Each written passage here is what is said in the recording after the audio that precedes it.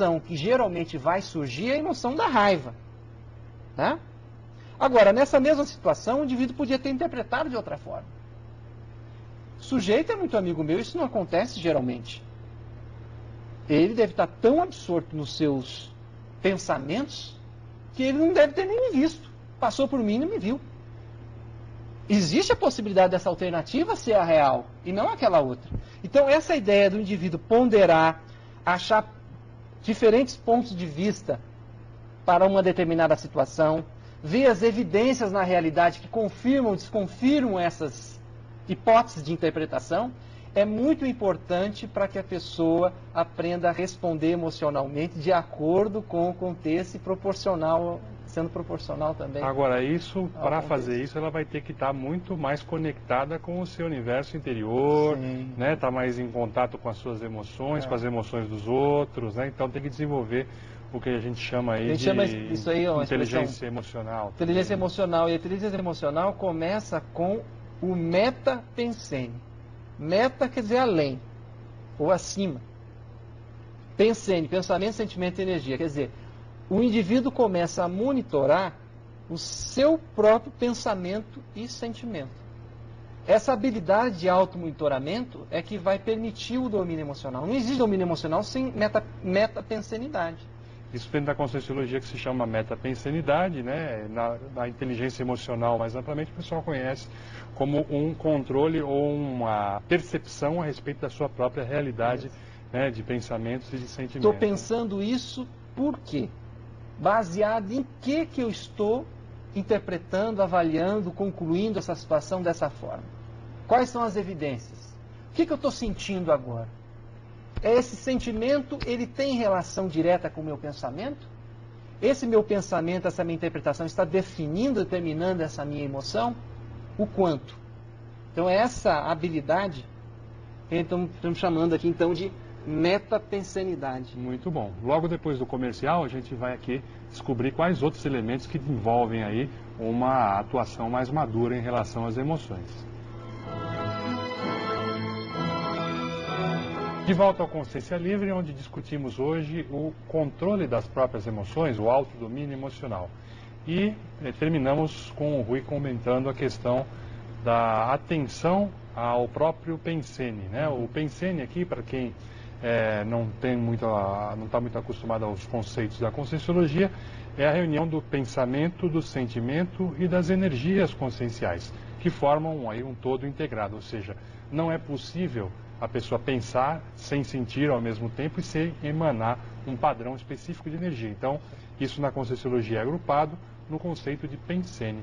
E aí o meta-pensene, que o Rui estava nos explicando, seria quando a pessoa volta a atenção, ou seja, cria o pensamento a respeito dos seus próprios pensamentos. O pensene sobre o próprio pensene. É um processo de reflexão. Nesse mesmo exemplo que você dava da pessoa que cruza com outra e o amigo não a cumprimenta, o que seria um meta-pensene? Para ficar bem prático. O pensene primeiro. O pensene seria, eu interpreto que o indivíduo ele está sendo topetudo, né? Entendo que ele, dessa forma, está me desprezando. Sinto raiva. A raiva altera as minhas energias, né? Afeta todo o meu sistema bioenergético e vai afetar também o corpo físico, as energias até físicas. A pessoa isso eventualmente pode ter suor nas mãos. Suor nas mãos, fica ruboriza, né? O batimento cardíaco acelera um pouco mais, né? Então, o sangue sobe, né, como fala.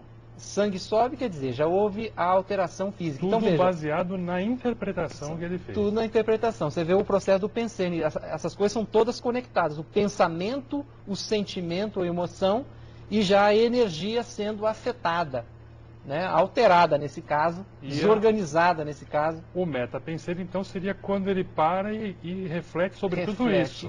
Olha, eu estou interpretando que ele me desprezou, mas pode não ser bem assim. Sim, exatamente. Essa interpretação está me levando a exacerbar a raiva está me alterando fisiologicamente, fisicamente. E esse trabalho de fazer a monitoria e também buscar alternativas é que, então, definiria essa chamada metapensenidade. Agora, com a falta de reflexão, Max, eu queria te perguntar, na realidade você acaba ficando sujeito aí a outras até influências externas, seria isso? É porque o que acontece é o seguinte, a pessoa ela vai estar, vamos dizer assim, no primeiro passo, ela não pensa no que ela está sentindo, não faz essa introspecção, né? À medida que ela começa a fazer isso, ela começa a perceber o que ela está sentindo. Então ela chega num estado que a gente chama aí, por exemplo, um dos sinônimos seria autoconsciência emocional. É a pessoa estar consciente para as emoções que ela está tendo em cada momento. Só que, à medida que a gente vai aumentando o nosso domínio das emoções, começa a entrar determinadas variáveis que poucas pessoas hoje têm conhecimento, que é, por exemplo, a variável das consciências extrafísicas, ou seja, as consciências que já não têm mais o corpo físico. As que passaram pela morte, né? O pessoal conhece aí como entidades, guias, exatamente, espíritos, né? Isso aí. Então, o que acontece? Essas consciências, elas também têm suas energias.